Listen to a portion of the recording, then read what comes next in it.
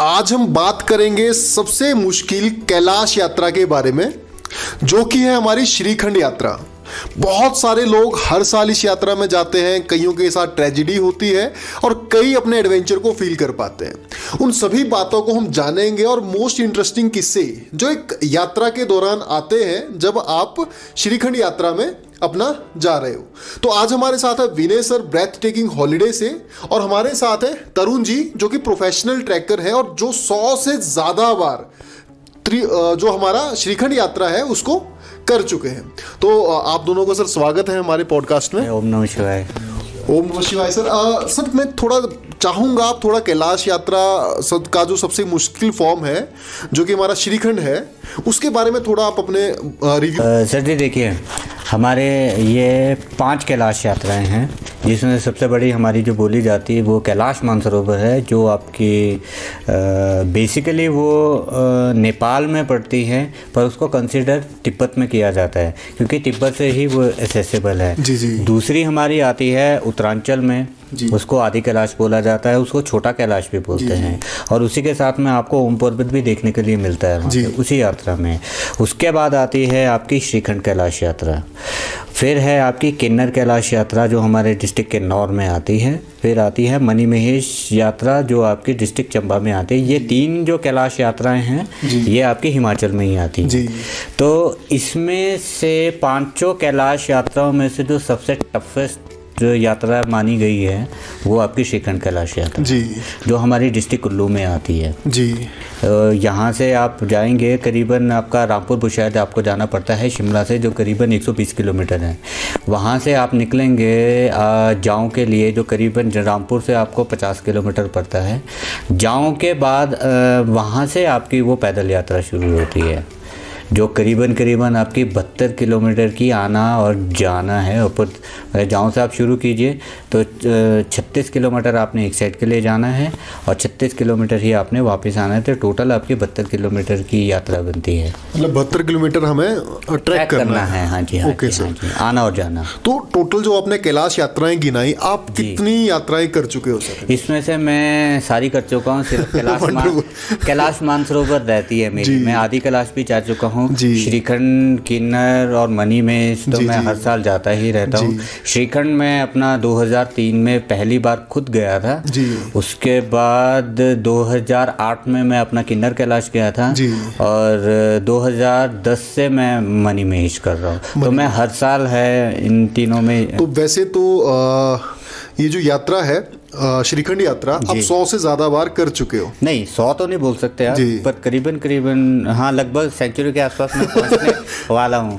करीबन 80, जहाँ तक मुझे ध्यान है, एग्जैक्टली मैंने भी नहीं गिना जी, जी, जी, जी। पर करीबन 80 से ऊपर तो है। ओके, तो आपको अभी भी जो श्रीखंड यात्रा है वो टफ लगती है? नहीं, मैं अब जा चुका हूँ।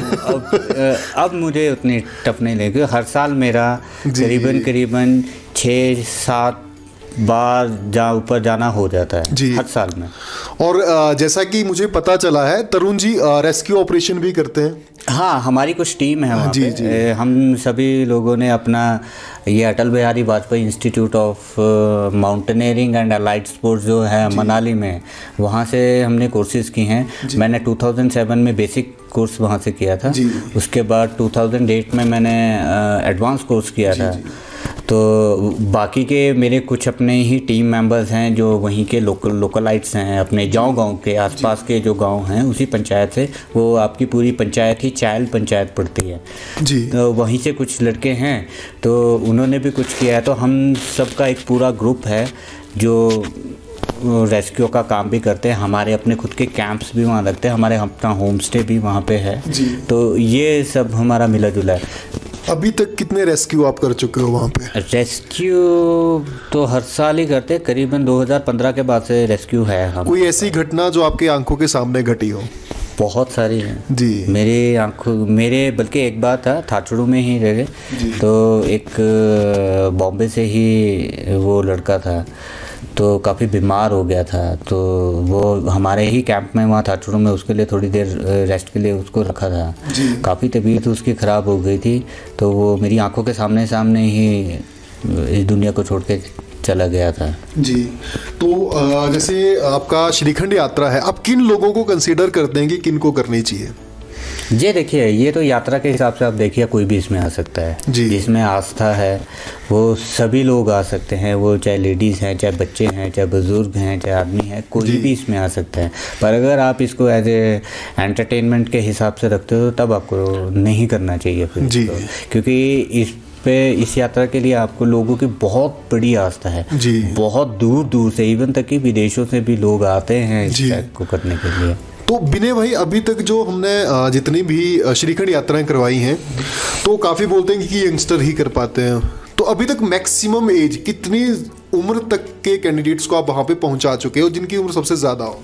नहीं, एक्चुअली ये कहना गलत होगा कि ये यात्रा यंगस्टर्स के लिए बनी है। जी, एक्चुअली लास्ट ईयर का ही मैं आपको वो शेयर करता हूँ कि लास्ट ईयर हमारे साथ गुजरात से एक ग्रुप था। जी, तो उसमें 2 लेडीज़ थी, एक की एज अराउंड अबव 50 थी, 50 to 55 के अराउंड में होगा, एंड दूसरी जो लेडीज़ थे उनकी 40 से 45 के वक्त थी। जी, तो उन दोनों ने दर्शन किए ऊपर जाके। अरे वाह। और मतलब इसके बारे में मैं आपको बताता हूँ, शायद बाकी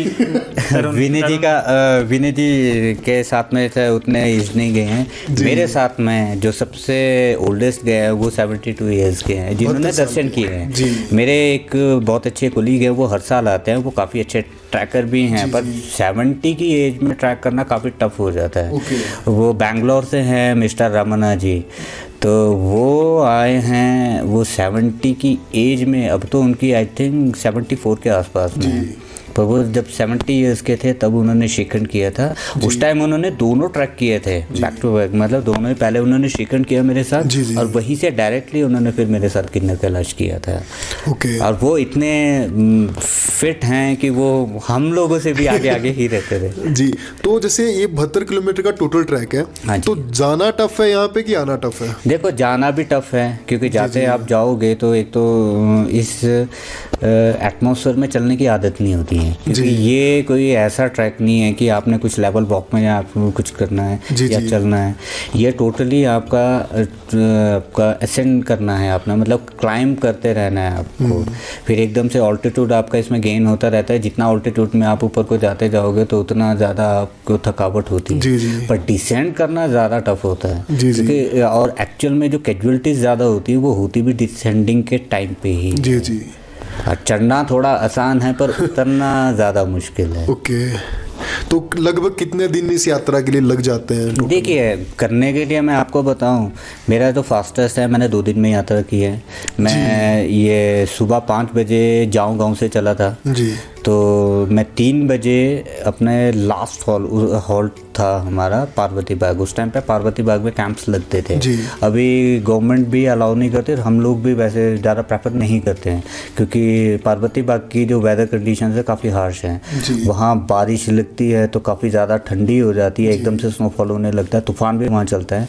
एक बार का ही इंसिडेंस बताता हूँ, कैंप लगे थे ऊपर और काफ़ी मौसम ख़राब हो गया था, तो बारिश पड़ रही थी, तो रात के टाइम में एकदम से तूफान आया, तो जो कैंप्स वगैरह था वो सारे उठ के नीचे वहाँ पार्वती झरना है वहाँ पहुँच गए थे। 2-4 कुछ कैंप्स ऐसे थे जो खाली थे ना, उसका जो ऑटो होता है वो निकल गया था। जी, तो मुझे ना यात्रा को आप एक्सप्लेन करोगे कि कहाँ से शुरू होती है, कितने स्टेज रहेंगे, ठीक है, कहाँ कहाँ, मतलब आपको क्या क्या फैसिलिटीज़ मिलती हैं? देखिए, इसमें फैसिलिटीज़ का तो ऐसा है, फैसिलिटीज़ तो आप जो बोले आपको सब प्रोवाइड हो जाती है, जिस हिसाब से रिक्वायरमेंट रहती है उस हिसाब से अवेलेबल हो जाता है। पर वैसे मैं अगर नॉर्मली की एक बात करूँ, ये आपका जो ट्रैक शुरू होगा, आपको गाँव आना है जी, गाँव से आपका फिर 3 किलोमीटर को आपको जाना है, लास्ट गाँव आता है हमारा एक सिंगार्ड जी, उसको बेस कैंप भी माना जाता है। वहाँ तक आने का वो ज़्यादा नहीं है, उसमें 1 घंटा आपका 1 से 1.5 घंटा लग जाता है उसमें आने के लिए। फिर वहाँ पे आपका हॉल्ट होता है फर्स्ट आपका, फिर सेकंड वहाँ से हम निकलेंगे आगे भराटी नाला आता है जी। भराटी नाला वो आपको एक रिवर है वहाँ पे, उर्नी हमारे खट बोलते हैं उस रिवर को। तो उर्नी खट से के साथ साथ में ही आपने जाना, थोड़ा चढ़ाई उतराई करके जंगल के साथ साथ में उसी खट के साथ में आपने जाना है। तो नाले पे आप पहुँचते हैं, वहाँ पे काली माता जी का एक मंदिर है, वो खट आपने वहाँ से क्रॉस भी होते हैं। वहाँ पे एक हमारे जूना अखाड़ा जी के बाबा जी रहते हैं, अब वो परमानेंटली 2015 के बाद से उन्होंने अपना एक आश्रम बना दिया हुआ है। उन्होंने पूरी सेवा रखी है वहाँ पर। कोई भी यात्री किसी भी टाइम पे दिन को रात को आए, वो लंगर भी देते हैं, खाना पीना रहना सोना सब कुछ उनकी तरफ से वो फ्री की सेवा रहती है। वहाँ एक छोटा सा मंदिर बना रखा है। फिर वहाँ से आपकी करीबन 6 किलोमीटर की चढ़ाई शुरू होती है थाचड़ू के लिए। नॉर्मली सबको थाचड़ू का ही पता है, पर उससे पहले भी 2-3 हॉल्ट ऐसे आते हैं। जैसे आपका रेउश आ गया, करीबन 3 घंटे आपको रेउश के लिए लगेंगे। फिर वो थोड़ा सा वहाँ कैंप्स वगैरह कुछ लगते हैं, किसी ने कोई रेस्ट करना हो या किसी का स्टे करना हो, कुछ स्नैक्स वगैरह, टी वगैरह, ये जूसेस वगैरह के लिए ऐसी इस टाइप से थोड़ा वो कैंप्स लगे होते हैं और उन्होंने रहने की सुविधा भी रखी होती है। उसके बाद दूसरा हॉल्ट जो आता है वो आता है भराटी नाला। तो भराटी नाला के लिए वो थोड़ा सा टफेस्ट पार्ट आता है, क्योंकि वहाँ पे क्या है, वहाँ पे पेड़ थोड़े से कम है, वो ओपन सा स्पेस है कुछ, पर वो जो चढ़ाई है वो बिल्कुल ही 85 और 90 डिग्री के स्लोप में आ जाती है। तो एक तो पहले ही भराटी नाला से आप इतना चढ़ रहे होते हैं ऊपर के लिए, तो वहाँ तक आते आते आदमी की थोड़ी सी थकावट हो जाती है। और वहाँ पे क्या होता है कि जैसे दिन के टाइम पे हम चलते हैं तो धूप काफ़ी, जितना ज़्यादा आप ऑल्टीट्यूड में ऊपर चढ़ते जाएंगे तो धूप उतनी ज़्यादा चुभने वाली होती है। तो अगर धूप लग जाए थोड़ा तो उसमें थोड़ा सा टफ हो जाता है। फिर ऊपर भराटी नाला आपका थाटी बिल जैसे ही आप पहुंचते हैं तो वहाँ पे भी इसी टाइप के कुछ कैंप्स, रहने की सुविधा भी है और खाना पीना वो सब आपको मिलेगा। फिर आपका जंगल का बिल्कुल घना सा जंगल शुरू होता है आपका 30 व्हील्स हैं और करीबन 2 घंटे के आसपास ट्रैक के लिए आपको थाचड़ू जाना पड़ता है।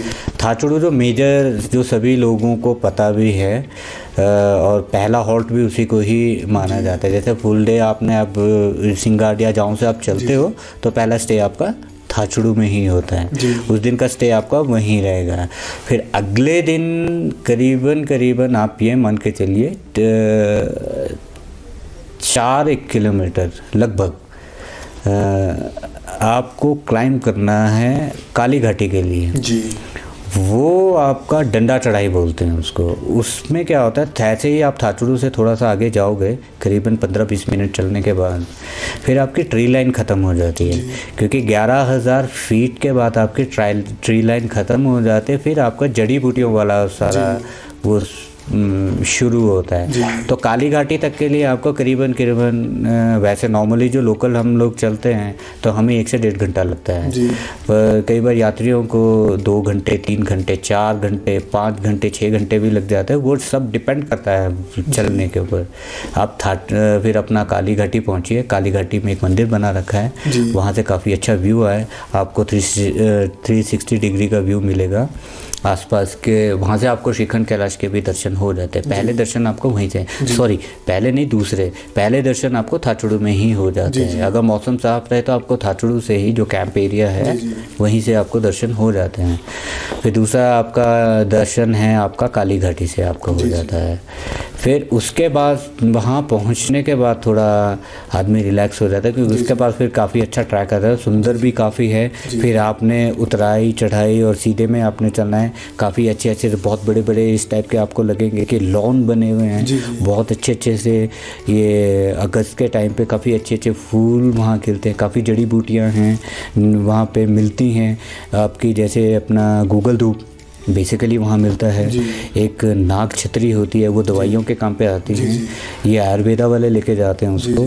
फिर आपका एक मूल हट्टी होती है, वो लकड़ी सी जड़ होती है एक्चुअली में, वो आपकी पेट के लिए रहती है। फिर एक हथपंजा वो जड़ होती है ऐसी हाथ की उंगलियों की तरह 5, वैसे वो पूरी जड़ निकाली जाती है, वो है। फिर भोजपत्र के पेड़ आपको मिलेंगे। तो ऐसे करते हुए काली घाटी के बाद आप चलोगे, फिर आपका आएगा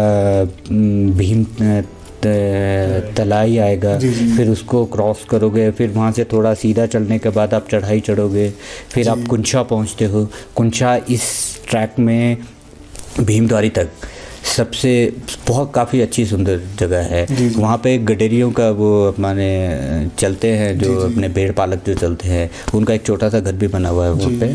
तो 3-4 महीने के लिए वो आसपास के जो लोकल आपके बकरी वाले हैं उनका वो रहते हैं वहाँ पे 3-4 महीने बकरियों को चराने के लिए।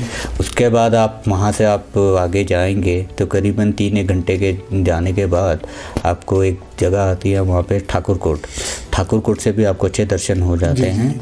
और सिग्नल भी आपको वहाँ मिलेगा, फ़ोन का सिग्नल अगर इमरजेंसी हो जाए, कुछ हो जाए, बात करनी हो तो ठाकुर कोट से आपको वो फ़ोन के सिग्नल भी मिलेंगे। और वहाँ से पूरा गाँव और ये जो चायल पंचायत के काफ़ी सारे गाँव आपको दिख भी जाते हैं वहाँ से। फिर उसको क्रॉस करने के बाद आप लास्ट में पहुँचते हो भीमद्वारी। सेकंड स्टे आपका भीमद्वारी में रहता है। फिर भीमद्वारी काफ़ी सुंदर जगह है। वहाँ पर ऐसा मान्यता है भीमद्वारी में कि भीमद्वारी नहीं बोलते एक्चुअली, उसको भीम द्वार बोलते हैं। द्वार का मतलब गुफा। वहाँ पे जैसे ही आप एंट्रेंस करते हो तो वहाँ एक गुफा सी बनी हुई है, मतलब पहाड़ी के साथ में वो कुछ इस टाइप की गुफा बन रखी है जिसकी वजह से उसको द्वार बोला जाता है। और ऐसी मान्यता है वहाँ की कि वहाँ पर भस्मासुर का वध हुआ था। वहाँ पे एक स्पॉट आप देखोगे तो आपको वो ज़मीन पूरी की पूरी लाल दिखेगी। तो ऐसी मान्यता है वहाँ पर। ये ख़त्म होने के बाद आप थोड़ा सा आगे निकलते हो तो पार्वती झरना आता है। वहाँ से फिर आपकी थोड़ी टफ चढ़ाई शुरू होती है पार्वती बाग के लिए।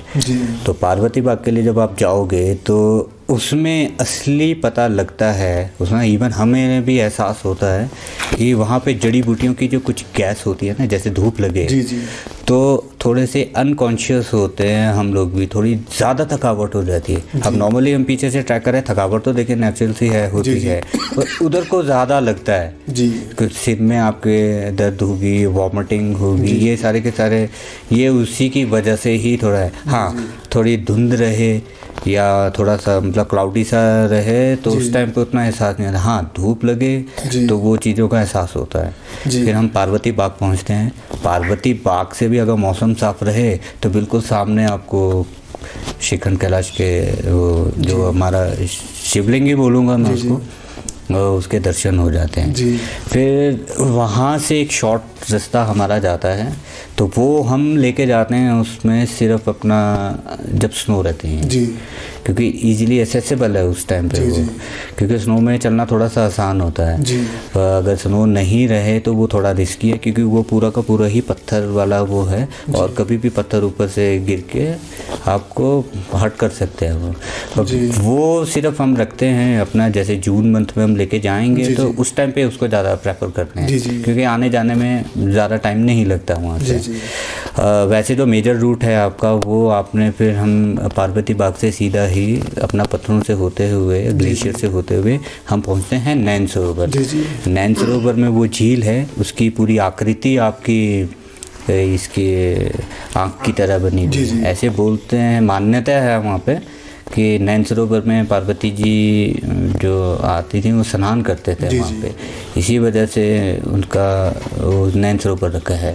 फिर वहाँ से आपका टफस्ट पास शुरू होता है वो जो टोटली है मैक्सिमम, मतलब ये रखिए 80% लोग नैन सरोवर तक पहुँच जाते हैं, पर उसके बाद वहाँ से लोगों का काफ़ी फ्रीक्वेंसी कम हो जाती है लोगों के ऊपर दर्शन करने के लिए, क्योंकि वो बिल्कुल ही सीधी चढ़ाई है और वो पूरा पत्थर वाला है।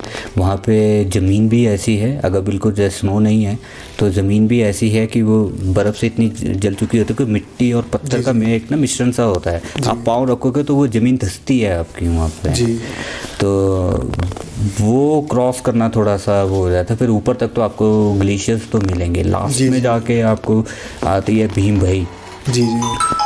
वहाँ पर आपका भीम भाई में ऐसा बोलते हैं कि जब पांडव अपना ये अज्ञातवास पे थे अपना, तो जब वो स्वर्ग की सीढ़ियाँ वगैरह बना रहे थे तो उधर से भी उन्होंने ट्राई किया था।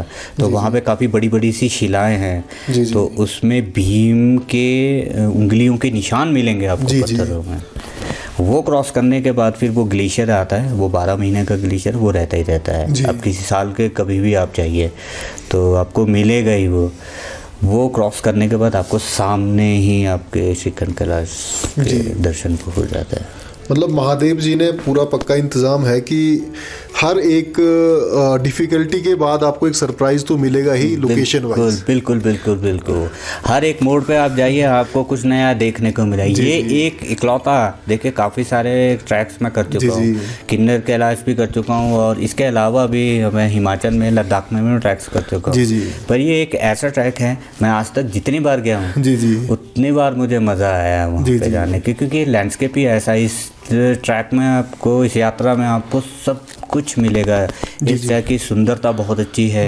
इसमें आपको ग्लेशियर्स भी मिलेंगे, इसमें आपको झरने भी मिलेंगे, इसमें आपको नदी भी मिलेगी, इसमें जंगल भी मिलेगा, इसमें आपको ये जड़ी बूटियाँ और ये खूब अच्छे बाग बगीचा टाइप का ये सब देखने को मिलेगा। बहुत बढ़िया सर, बहुत बढ़िया। अच्छा, कोई 5 चीज़ें आपने बतानी है जी, जो अच्छी है ट्रैक की और जो बुरी है ट्रैक की, ये इस पूरी यात्रा। देखो पूरी तो मैं कुछ भी नहीं बोलूँगा, सारा कुछ अच्छा ही है जी, पर इसमें लोगों की तरफ से थोड़ी सी वो रहती है। कुछ लोग आते हैं कि सिर्फ अपना मज़े करने के लिए, जी कि वो आते हैं भगवान के नाम पे वो भांग पीने के लिए कुछ, जी इस हिसाब से। दूसरी जो क्या है, लोगों के दिमाग में एक चीज़ रहती है कि वो ढंग से ना प्रिपेयर होके नहीं आते हैं। जी ये, और प्रिपरेशन ही सबसे बड़ी है। अब मान लीजिए ट्रैक कर रहे हैं, आप चल रहे हो, चलते हुए गर्मी लगती है इंसान को, वो कोई भी हो डेफिनेटली सर। तो शुरू में क्या होता है, जब सुबह का टाइम हमने रखा होता है 4 बजे 5 बजे के टाइम हम स्टार्ट करते हैं, तो उस टाइम पे क्या होता है, ठंडी होती है, तो अपना स्वेटर पहन लेंगे, जैकेट टोपी वगैरह सब पहन लेंगे। फिर उसके बाद आगे जैसे जैसे चलते रहते तो गर्मी लगती है, फिर वो जैकेट स्वेटर टोपी सब उतार देते हैं। फिर कहीं थकावट होगी वो बैठेंगे, बैठने के बाद क्या होता है, शरीर थोड़ा ठंडा होता है। जैसे शरीर ठंडा होगा तो वहाँ ठंडी हवाएं चलती हैं, उस टाइम पता नहीं लगता है, उससे आदमी क्या होता है, बीमार होता है। फिर क्योंकि अब एकदम से आपकी बॉडी एकदम हीट पे है और एकदम आप बैठ जाओगे, ठंडी हवा, सर्दी लगेगी आपको। ये सबसे बड़ा कारण है वहाँ पे। और जो सबसे बुरी चीज़ है, लोगों को समझ में नहीं आती है, वो यही सबसे बड़ा ड्रॉप है, बैक है आपका जी। तो कोई ऐसे इतने लोगों को आप ऊपर ले जा चुके हो, दर्शन करा चुके हो इस यात्रा में, कुछ ऐसे लोग जो बहुत अच्छे भी होंगे और कुछ ऐसे लोग जिन्होंने आपको बड़ा तंग भी किया होगा। देखो अच्छे तो सभी हैं पर और तंग भी सभी करते हैं, पर चक्कर वो है कि वो तंग होते हैं क्योंकि देखिए आदत नहीं होती है। अब हम लोगों को आदत है, हमें समझ है वहाँ पे क्या हो सकता है क्या नहीं होना, हम लोग, हमारा माइंड पहले ही सेट है वैसे, पर लोगों को समझ में नहीं आता। वो नॉर्मल यात्रा के हिसाब से इसको लेके चलते हैं कि वो बोलते हैं हमने आदि कैलाश किया है, हमने मणि महेश किया है, मुझे आदत है, इतनी मैं हाइट पे गया हूँ। पर उन ट्रैक्स पे जाने की कुछ और बात है, इस पे कुछ आने की और। ये क्या है, आप आदि कैलाश जाइए, आप मणि महेश जाइए, आप मानसरोवर जाइए, वहाँ आपको हर एक चीज़ की सुविधा मिलेगी। यहाँ आपको वैसी सुविधा नहीं है।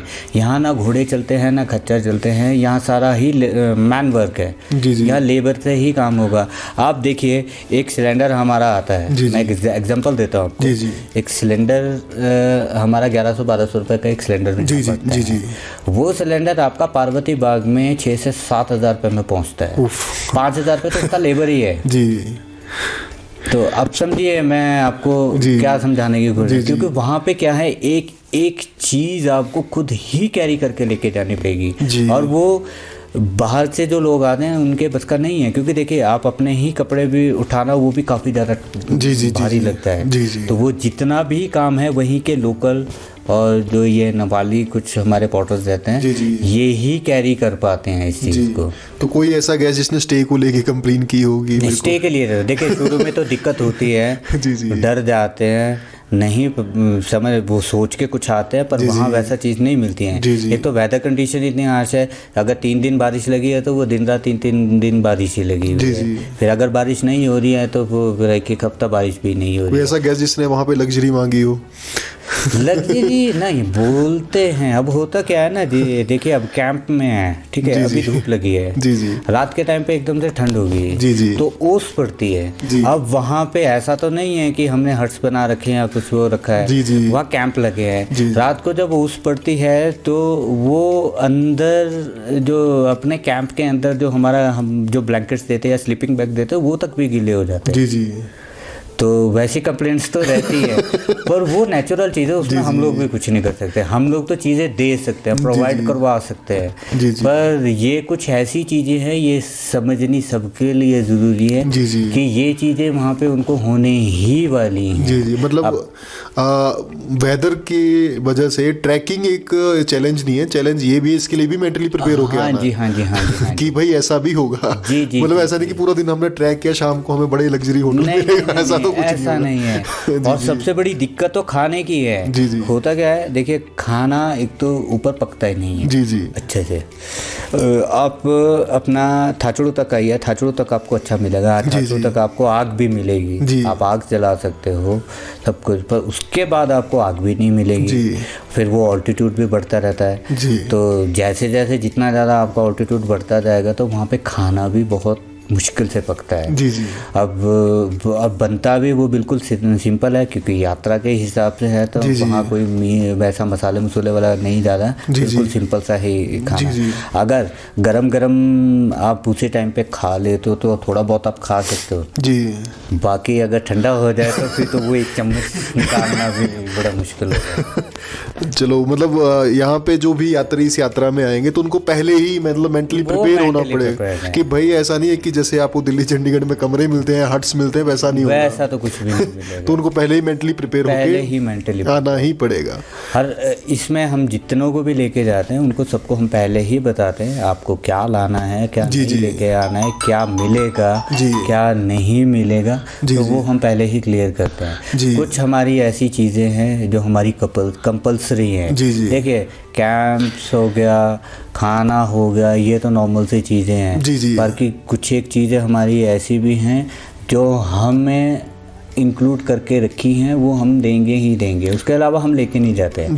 क्योंकि मैंने अच्छे अच्छे ट्रैकर्स भी देखे हैं, उनको भी इस ट्रैक में प्रॉब्लम आई है। तो एक जो सबसे खास बात ये रहती है हमारी कि हम इसमें एक हेल्पिंग हैंड हर आदमी के साथ में रखते हैं। एक्चुअली अगर जिसे सिंगल किसी को चाहिए तो सिंगल दे दिया, नहीं तो 2 लोगों के साथ में एक आदमी हम देते ही हैं। क्योंकि ये कुछ लोगों की स्पीड ऐसी होती है, कुछ लोग आगे चलेंगे, कुछ बहुत ही स्लो चलते हैं, कुछ मीडियम से चलने वाले हैं। अब गाइड जो होता है वो गाइड तो सबसे आगे चलेगा, उसके साथ साथ में जितने निकल जाएंगे वो ठीक है, पर वो हर आदमी को तो नहीं देख सकता है। इसीलिए हम क्या करते हैं, वो पॉटर कम हेल्पर, तो हम पॉटर भी नहीं बोलेंगे, वो हेल्पिंग हैंड रहता है। क्योंकि कुछ बीच में ऐसे स्पॉट्स भी आपके आएंगे जहाँ आपको हाथ देने की ज़रूरत भी पड़ेगी। आपको कुछ जो झरने हमारे काफ़ी बड़े बड़े हैं, तो उसको क्रॉस कराने के लिए भी वो दिक्कत है। हाँ, जब ग्लेशियर्स के टाइम पे स्नो मिलेगी तो स्नो के टाइम पे तो ज़रूरत पड़ती है। मतलब हेल्पिंग हैंड का मतलब नहीं कि हाथ देने के लिए ज़रूरत पड़ेगी, पूरा का पूरा बंदा भी निकालना पड़ेगा। बिल्कुल हेल्पिंग हैंड को मतलब हल्के में ना ले। अब मतलब वो है कि देखिए हाथ दे दिया, वो जो हेल्पिंग हैंड है वो आपका जो आपका लगेज रहेगा वो तो कैरी करता ही है, उसने आपके साथ साथ भी चलना है। और जहाँ आपको ज़रूरत लगेगी हाथ देने की, आपको निकालने की, तो वो आपको लेके चलेगा। और मतलब अगर आपका हौसला टूट गया तो वापस भी लेके आएगा। देखिए हौसला तो वैसे हम नहीं तोड़ने देते, कोशिश करते हैं कि सभी लोग पहुंच जाए। अब बिल्कुल ही अगर आपकी अंदर की खुद की ही हिम्मत हार गए हो तो उसमें हम भी कुछ नहीं करते। तो मतलब एक हेल्पिंग हैंड का आपको ये एडवांटेज भी मिलता है कि भाई वो आपके साथ ही होगा आपके सफर के एंड तक। जी शुरू से एंड तक वो आपके साथ ही रहेगा। तो वो हर 2 लोगों में एक मिल सकता है या? देखिए 2 लोगों में एक तो हमने रखा ही है, वो तो मैंडेटरी है। पर किसी को इंडिविजुअल चाहिए जी जी, जो एक आदमी के साथ एक ही रहे तो वो हम अलग से दे देते हैं लगभग। चलो मतलब आपके पूरे टूर पैकेज में ये हेल्पिंग हैंड तो इंक्लूड होगा ही होगा। ठीक है, तो उस पूरे पैकेज में आप क्या क्या इंक्लूजन दे रहे हो, क्या कॉस्टिंग है? देखिए जो हम जो पैकेज रखते हैं हमारा चंडीगढ़ से चंडीगढ़ ही रखते हैं। ओके। तो हमारा सुबह एक प्री डिसाइडेड हमारा कोई प्लेस रहता है चंडीगढ़ में। जी जी, वहाँ पे सभी को पहुँचना है। सुबह 7 बजे हम निकालते हैं वहाँ से, क्योंकि जर्नी काफ़ी लंबी है और बीच में काफ़ी सारे स्पॉट्स भी आते हैं देखने के लिए। तो करीबन ये 6 या 7 बजे के आसपास का हम मॉर्निंग में सुबह ये टाइम रखते हैं वहाँ पे आएँ। फिर वहाँ से सभी लोगों को कैरी करके हम निकलते हैं। पहले हमारा आता है शिमला हमारा वैसा हॉल्ट हम नहीं रखते हैं। इन केस किसी ने कोई परचेजिंग कुछ करनी हो, क्योंकि सबसे बड़ा शहर फिर शिमला ही है। वहाँ आपको हर एक चीज़ मिलेगी। किसी का कुछ रहे तो 1 आधा 2 घंटे का हम टाइम देते हैं कि आप मार्केट जाइए, आपका कोई चीज़ रह गई है तो आप वहाँ से बाय कर सकते हो। फिर उसके बाद वहाँ से हम निकलते हैं अपना नारकंडा। नारकंडा में भी हमारा वैसा हॉल्ट नहीं रहता, वो सिर्फ लंच वगैरह के लिए, वो डिपेंड करता है। जो 1 से 2 बजे के अगर बीच में आए तो थोड़ा नारकंडा रख के लंच करवा के हम आगे निकलते हैं। फिर बीच में हमारा एक स्पॉट आता है नीरथ में सन टेम्पल, सूर्य नारायण मंदिर है वहाँ पर। तो आपके नॉर्थ इंडिया में देखिए नॉर्थ इंडिया नहीं, पूरे इंडिया में आपके 4 ही सूर्य मंदिर हैं। North east west south. तो नॉर्थ ईस्ट में जो आपका वो आता है वो आपका आता है नीरथ में वो दिखाते हैं। उसके बाद वहाँ से हम आगे बायल पहुँचते हैं। बायल के पास में ही एक मंदिर है हमारा, जो ये रामपुर के हाईवे से जो आपका रोड कटता है जाऊं के लिए, तो वहाँ पर एक गुफा है देवढांक। ऐसी मान्यता है वहाँ पर कि जिस टाइम ये भस्मासुर शिव जी के पीछे वो भागा था ना, कि जब उसको वरदान दिया था शिव जी ने कि तू किसी पे भी हाथ रखे तो भस्म हो जाएगा। तो फिर भस्मासुर ने बोला था भोलेनाथ से कि मैं आपके ऊपर रख के देखता हूँ ये। तो उससे बचने के लिए भोलेनाथ जी उस गुफा में छुपे थे 9 महीने के लिए। फिर उसी गुफा से भोलेनाथ जी सीधा अपने श्रीखंड में निकल गए थे। तो ऐसी मान्यता है उस गुफा की। तो वो दर्शन होता है। उसके बाद वहीं से ही 3 किलोमीटर 4 किलोमीटर पे आपका निर्मण गाँव आता है। अब तो काफ़ी मॉडर्नाइज हो चुका है वो, पर वो एक टाइम पे आपका ब्राह्मणों का सबसे बड़ा गाँव था हिमाचल में। एशिया का, हिमाचल का नहीं, एशिया का। और उसको ये हमारे भगवान परशुराम जी उनका भी तपोभूमि कहा जाता है। वहाँ पे उनकी एक कोठी भी है जहाँ से वो समाधि में निकल गए थे। और एक हमारा अंबिका माता जी का मंदिर है वहाँ पे, जो हमारे गुप्ता काल पे बना था। आपको वहाँ पे 7वीं शताब्दी में बना था वो एक्चुअली में। तो उस मंदिर में अभी भी आपको उस टाइम की लगी हुई वो कॉपर प्लेट्स मिलेंगी उसके मंदिर के अंदर के प्रांगण में जो लगाई हुई है। फिर वहाँ से हम आगे निकलते हैं अपना जाऊं के लिए। तो ये सब करते करते इवनिंग हो जाती है, मतलब शाम के टाइम पे हम पहुँचते हैं 7 कभी 8 9 वो सब डिपेंड करता है इस हिसाब से। तो फिर उसके बाद हमारा होम स्टे है वहाँ पे जाऊं में। उस दिन हमारा हॉल्ट होगा।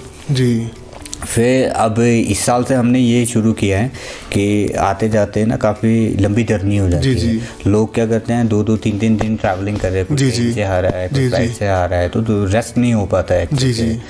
तो सेकेंड डे का जो हमने रखा होता है वो हमने थोड़ा सा लेजर डे रखा है, मतलब रेस्ट के लिए, कि उस दिन पूरा दिन से अच्छे से उनको रेस्ट मिल जाए सबको, ताकि सारे लोग उनकी नींद पूरी हो जाए, उनकी थकावट पूरी हो जाए, थकावट हट जाए। और फिर दिन के टाइम पे हम उनको एक ब्रीफ इंस्ट्रक्शंस देते हैं ऊपर के लिए। और सभी लोगों का फिर सामान पैक होता है। सारा सामान हम नहीं लेके कैरी करते ऊपर के लिए वही चीज़ें आपकी कैरी होंगी जो आपकी ज़रूरत की चीज़ें हैं। आपके गर्म कपड़े हो गए, कुछ छोटा मोटा आपकी जो मेडिसिन हैं, आपका खाने पीने का छोटा जो आप लेके जा रहे हो, ये सारी की सारी चीज़ें हम पूरी प्रिपेयर करते हैं। फिर हम तीसरे दिन वहाँ से निकलते हैं अपना। तो पहला स्टे हमारा रहता है जो कैंपिंग, वो थाचड़ू। फिर वो भी फुल डे का ही रहता है। सुबह हम करीबन 5 बजे शुरू करते हैं इसको। तो इजीली कभी 3 बजे, 4 बजे, 5 बजे, लेट से लेट हम 6 बजे तक पहुंचा देते हैं, जो स्लो वॉकर्स भी अगर कोई है तो, ताकि नेक्स्ट डे भी आपने जल्दी उठना रहता है तो बॉडी को थोड़ा रेस्ट ज़रूरी है। फिर सेकेंड डे भी हमारा यही रहता है 5 बजे के आसपास हम सुबह जल्दी निकालने की। टोटल ये कितने दिन का बैठता है सर? ये रहेगा आपका, देखिए फर्स्ट डे तो आपका ट्रैवलिंग हो गया, सेकंड डे आपको रेस्ट मिलता है, थर्ड डे आपका थाचुड़ू में रहता है, फोर्थ डे हमारा भीमद्वारी में रहता है, फिफ्थ डे दर्शन के लिए। उस दिन का टाइम सबसे टफ है, वो सुबह करीबन हम 2 बजे 3 बजे निकाल देते हैं। वो सब डिपेंड करता है ग्रुप की स्पीड कैसे है। अगर अच्छे चलने वाले हैं तो हम 3 बजे 4 बजे भी निकाल, पर अगर स्लो वॉकर्स हैं तो 2 बजे, कभी ऐसा भी टाइम आया है 1 बजे भी निकाला है हमने तो, क्योंकि वो काफ़ी लंबा स्पेल है, शाम हो ही जाती है करीबन इसमें आप ये रखिए 16 से 20 घंटे आना जाना लग ही जाता है। क्योंकि देखिए हम भीमद्वारी से अगर शुरू करते हैं वापस हमें भीमद्वारी ही आना है, क्योंकि उसके बाद रहने खाने पीने सोने की कोई सुविधा भी नहीं है। तो ये कितना कॉस्ट करता है सर सारा? ये सर हम लेते हैं चंडीगढ़ से चंडीगढ़ 26,000। ये 5 नाइट 6 डेज का बैठता है? नहीं, ये 7 नाइट 8 डेज का बैठता है चंडीगढ़ से Chandigarh. Okay, 7 night 8 days. Trek ही आपका 6 दिन का है। जी हाँ जी। और कॉस्टिंग क्या बैठती है सर इसकी? 26,000। 26,000 में आपको खाना पीना, रहना, आपके जो हेल्पिंग हैंड्स हैं वो आपको मिल जाएंगे, और उसके अलावा जो ट्रैकिंग का सामान लाना है वो सब कुछ हम इसी में इंक्लूड होता है। सब कुछ इसी में आता है। हमारी पूरी टीम रहती है, प्रोफेशनल टीम है। तो पूरे ट्रैकिंग के सामान में हम क्या क्या देते हैं सर?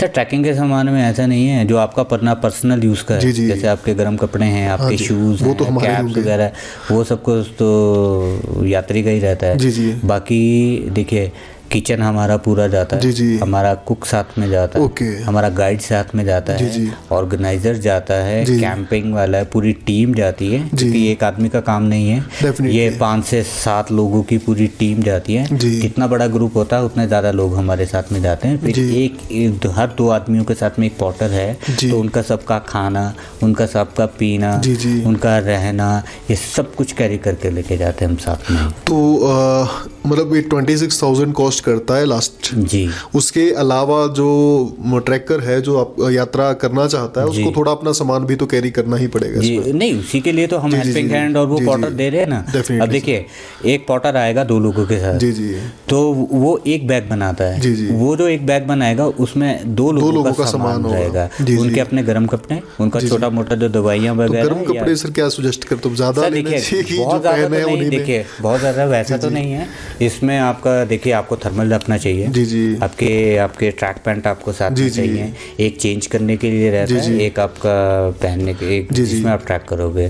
फिर उसके बाद आपको स्वेटर चाहिए, आपकी जैकेट चाहिए, ग्लव्स चाहिए, कैप चाहिए, आपको ये गॉगल्स चाहिए, आपकी सनस्क्रीन वगैरह, ये सब चीज़ें। मतलब ऐसा नहीं है कि बहुत ज़्यादा चीज़ें मैं कैरी करूँ, मुझे बस इम्पोर्टेंट वो लिमिटेड सी चीज़ें होती हैं, वो हम पहले ही सबको मेंशन करके बताते हैं कि आपको क्या क्या चीज़ें लेके जानी और ऊपर के लिए क्या क्या चीज़ें आप कैरी करेंगे, जितना पॉसिबल हो उतना कम से कम। हाँ जी। तो इस साल कितना प्लान किया सर आपने? इस पर कितने टूर आपने लेके जाना है, कितनी यात्राएं आपने करवानी है?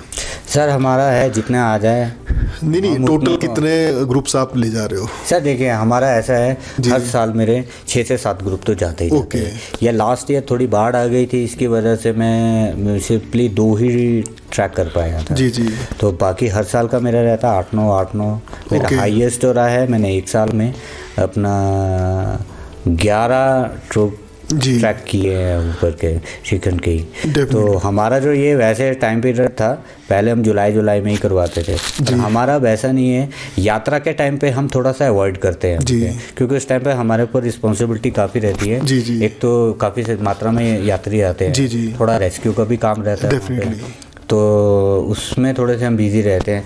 तो यात्रा के टाइम पे हम नहीं करवाते, क्योंकि उस टाइम पे हम लोगों से भी ढंग से अच्छे से सर्विसेज नहीं दी पाती हैं, क्योंकि काफ़ी सारा बहुत लोग वैसे भी आते ही हैं, कैंप्स का भी काफ़ी रश पड़ता है, जत्थे चलते हैं, हमारे भीमा काली स्नान का भी आता है और दूर दूर से जत्थे आते हैं, तो काफ़ी भीड़ रहती है, उस टाइम पे हम अवॉइड करते हैं।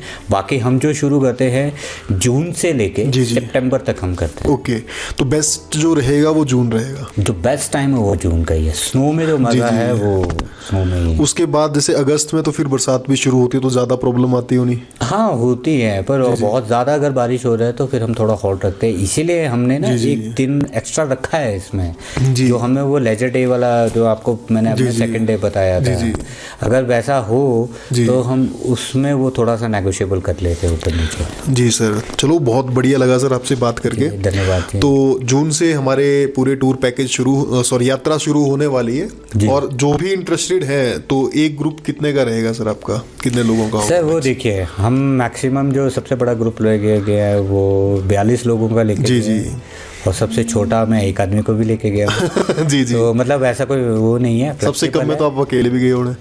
अकेले तो चलिए वो तो मैं अपने उससे गया हूँ, पर वैसे मैं आपको बता रहा हूँ तो मैं एक आदमी को भी लेके गया हूँ, और मैं सबसे बड़ा ग्रुप। एडवांटेज क्या रहती है सर, ज़्यादा लेके जाना कि कम लेके जाना? सब बहुत ज़्यादा भी नहीं जी, वो अच्छे से ज़्यादा हैंडल भी नहीं हो पाता जी। तो इस बार क्या एक्सपेक्ट करूं मैं, 40 लोगों का ही रहेगा आपका एक ग्रुप? नहीं, अभी हमने थोड़ा इसको लिमिटेड किया है जी, 20 से 25 लोग मतलब 25 लोग एक ग्रुप में मैक्सिमम रहेंगे। हाँ जी।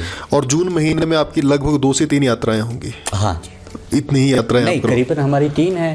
3 यात्राएं होगी हमारी, 3 यात्राएं जी, 3 से 4 यात्राएं हैं कुछ ऐसी। तो ये डेट्स मैं आपको बता दूंगा, हमारे जितने भी शेड्यूल हमने बना रखे हैं अभी, तो वो तो डायरेक्टली जो भी इंटरेस्टेड है वो आपको कॉल करके पूछ ही लेंगे आपके शेड्यूल्स।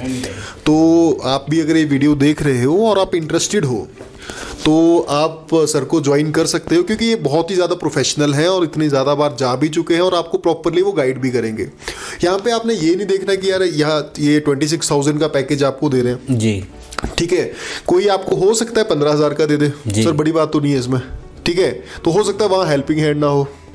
नहीं देखिए, इसमें भी एक चीज़ बताता हूँ मैं आपको, ये भी मैं आपको मेंशन कर देता हूँ जी। करवाने को मैं आपको 12,000 में भी करवा दूंगा जी, पर फिर उस चीज़ का मज़ा नहीं है, क्योंकि जब आप आओगे ना तब आपको समझ में आती है वहाँ की, वहाँ क्या चीज़ें आपको चाहिए, क्या लूप होल्स हैं, किस किस चीज़ की आपको रिक्वायरमेंट है। क्योंकि एक बार जब आप नीचे से गाँव से निकल गए हो ना, फिर चीज़ें अरेंज करना बहुत टफ हो जाता है। भले ही जड़ी बूटियाँ ऊपर है पर खा के जिंदा नहीं रह सकते।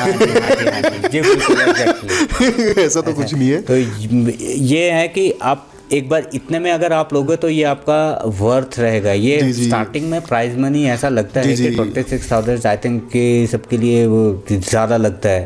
तो जब आप आए, क्योंकि मेरे साथ हमेशा ही ऐसा हुआ है, जब कॉस्टिंग शुरू में देते हैं तो बोलते हैं कि बहुत ज़्यादा दे रहे हैं, पर जब वो दर्शन कर लेते हैं और उसके बाद वो जाते हैं ना, फिर वहाँ की जब कंडीशंस वो देखते हैं कोई भी यात्री, फिर वो बोलते हैं कि आप कुछ भी नहीं ले रहे। देखो भाई, करने को तो 15,000 में भी हो जाएगा, 12,000 में भी सर करा देंगे, ठीक है, लेकिन मैटर ये है कि अगर 12,000 दे के आप 3 किलोमीटर करके वापस आए हो तो ठीक है, तो वो कहीं भी वर्थ नहीं है। तो एक्चुअली अगर आपको पूरी सर्विसेज चाहिए, क्योंकि आप एक ऐसे जोन में जा रहे हो, मेरे को लगता है कि जहाँ कुछ भी नहीं मिलेगा क्योंकि छोटा मोटा एल्टीट्यूड भी नहीं है। अगर आप अदर में जाते हो ना, जैसे त्रिहुण चले गए, छोटा मोटा ट्रैक है, इतना बड़ा ट्रैक नहीं है, तो वहां पे ऊपर पहुंचेंगे तो चलो 10 रुपए का बिस्किट आपको 80 में मिल जाएगा, 100 में मिल जाएगा, लेकिन वहां बिस्किट ही नहीं मिलेगा। वहां चीजें ही नहीं मिलनी है, वही चीज मिलनी है जो नीचे से हम कैरी करके गए हैं। वहां पे कोई ना हेल्प मिलेगी, कोई कुछ नहीं मिलेगा, ठीक है। तो वो चीज है। एक्चुअली 26,000 मेरे ख्याल से तो कुछ भी नहीं है पूरे ट्रैक का, जिस हिसाब से सर ने एक्सप्लेन किया कि भाई क्या क्या होते हैं और आपकी जान की कीमत है भाई, ठीक है। अगर हम गारंटी ले रहे हैं कि हम हर किसी को वहां पे पहुंचाने की पूरी कोशिश करेंगे, और आपको ऐसी कोई दिक्कत नहीं आएगी जिसमें आपको बहुत भूख लगे कि आपको चीजें नहीं मिल रही हैं, स्टे नहीं प्रॉपर मिल रहा है, ठीक है, आप ठंड में ठिठुर रहे हो, या फिर आपको आपका गाइड जो है वो बहुत आगे चला गया, आप पीछे पीछे चले हुए हो, तो हर चीज का जो ख्याल रखना होता है, पूरी मैनेजमेंट करनी होती है, बहुत बड़ी चीज है। तो आपको जो पूरा ये ट्रैक मिलने वाला है, जो कैलाश का सबसे टफ ट्रैक है, Toughest. ठीक है। टफ हम इसीलिए बोल रहे हैं, देखो मार्केटिंग वीडियो नहीं है, ठीक है, कि इसमें क्वेरी वही करें, मतलब जी। जो सच में बोलते हैं कि हम कर सकते हैं।